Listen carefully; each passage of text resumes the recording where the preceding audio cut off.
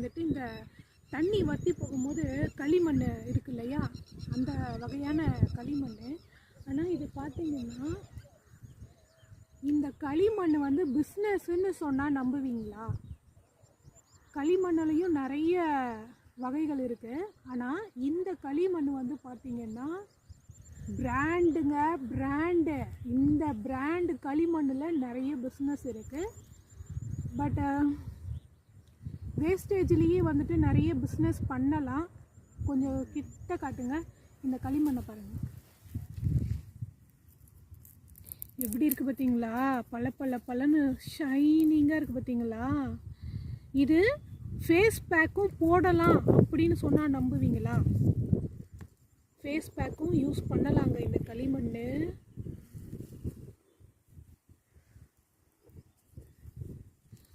அப்புறம் இப்போதைக்கு எனக்கு தெரிஞ்சு மார்க்கெட்டிங் நல்லா போகுதுன்னா தண்ணி ஊற்றி ஊற வைக்கணும். மார்க்கெட்டிங் நல்லா போகுதுன்னா இந்த களிமண்ணில் ஜுவல்ஸ் வந்துட்டு மேக் பண்ணுறாங்கங்க. ரொம்ப வெயிட் கம்மியாக வந்துட்டு போடக்கூடிய, ரொம்ப சீப்பாகவும் வந்துட்டு கிடைக்குது அப்படின்ற மாதிரி இதில் வந்துட்டு நிறைய ஜுவல்ஸ் வந்துட்டு மேக் பண்ணுறாங்க. இயர்ரிங்கு, அப்புறம் கழுத்தில் போடக்கூடிய ஜுவல்ஸ் வகைகள்லாம் வந்துட்டு மேக் பண்ணுறாங்க.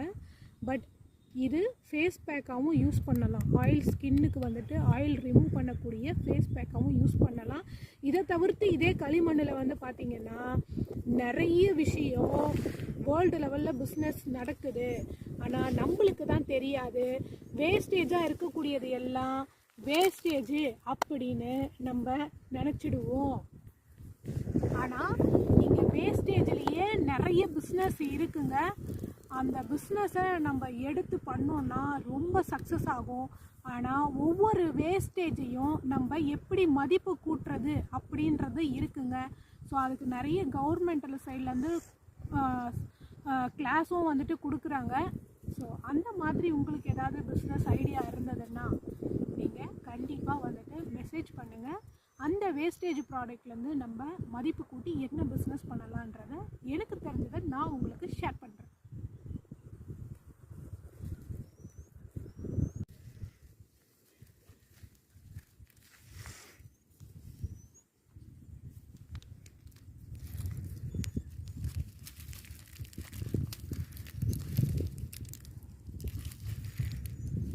ஏன்னா இப்படி இருக்குது ஷைனிங்காக. ஓகே.